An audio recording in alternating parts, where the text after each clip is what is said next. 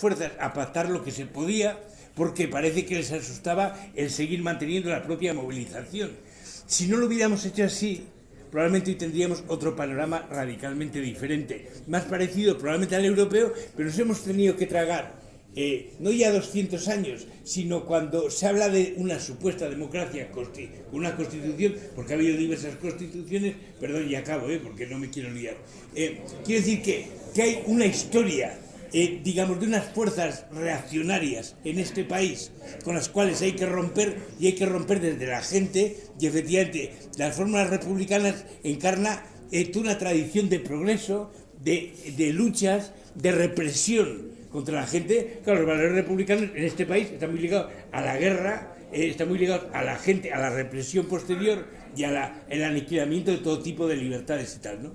Entonces, me gustaría que entraras un poco por ahí, estabas diciendo, al pacto, de alguna manera, democrático, como democracia constitucional, ¿cómo puede no incorporar lógicamente la república, independientemente de que hay otros países que hicieron una revolución democrática y sigan manteniendo monarquía? Pero democracia y monarquía son incompatibles, y en un país tan reaccionario desde el punto de vista de la relación de poderes como este, y hemos visto la historia de los 100 años y la propia de esta democracia, es que no nos lo podemos permitir. Bueno, perdón, me lío.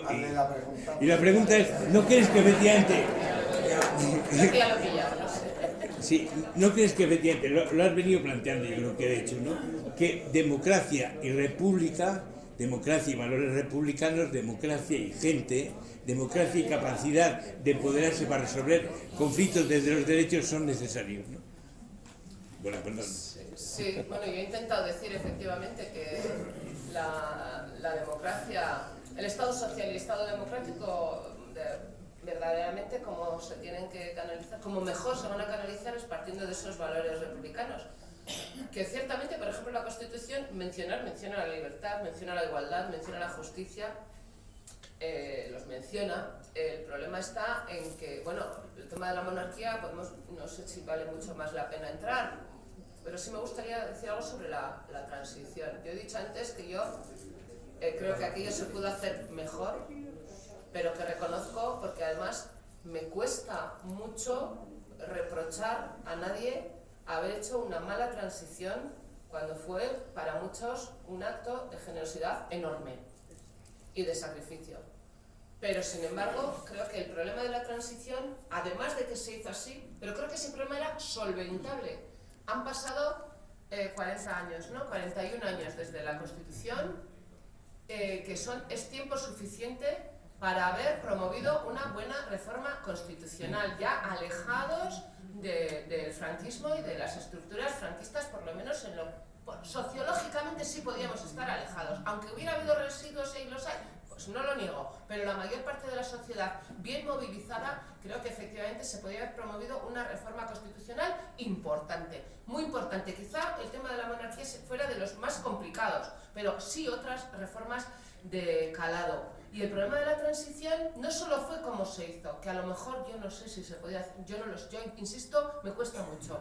Yo tenía 15 años cuando murió Franco y me faltaron ser un par de años quizá o 3 más mayor para haber interiorizado bien aquello, viviéndolo entonces, no con la perspectiva de ahora, que con la perspectiva de ahora a lo mejor tampoco se razona ni con justicia ni con... Pero bueno, lo que iba a decir, el problema de la transición es que después se asumió por lo que se ha venido a llamar el régimen del 78, se asumió como algo fetén, como lo mejor del mundo. Y ese es el problema, que se asume eso y se dice, eso está perfecto y eso no se toca. Y no hay país en el mundo normal, de los normales que nos rodean, que no haya... En Alemania se han hecho en los últimos 70 años...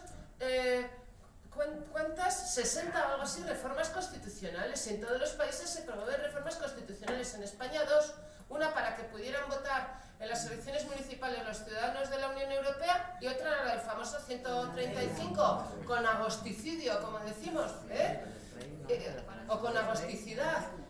Entonces, yo creo que ahí reside el problema, que el modelo de la transición que se ha consolidado con modelo constitucional y luego todo el desarrollo legal y estructural que se deriva de la Constitución, se ha quedado ahí anclado, anquilosado, porque a mucha gente, no lo dudemos, le ha venido estupendamente.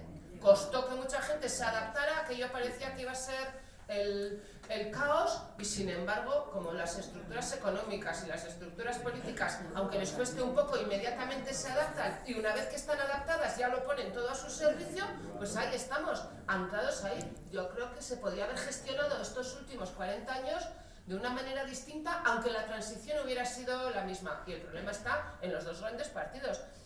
Y ahora es cuando salta por los aires, y ahora es cuando está en cuestión todo, la transición, la Constitución, el modelo social, el modelo democrático, todo. ¿Por qué? Porque salta por los aires el turnismo. Y ya no hay tranquilidad, y ya pues hay desasosiego y ya está. Pero bueno, no sé si te respondo, pero yo lo veo así. La transición, insisto, con muchas pegas, pero la transición antes de 20 años se podía haber tocado. Bueno, la transición ya no, lo que derivó de la transición. Y eso es lo que no se ha hecho. Y yo creo que el Partido Socialista, pues la verdad, tiene una responsabilidad histórica inmensa.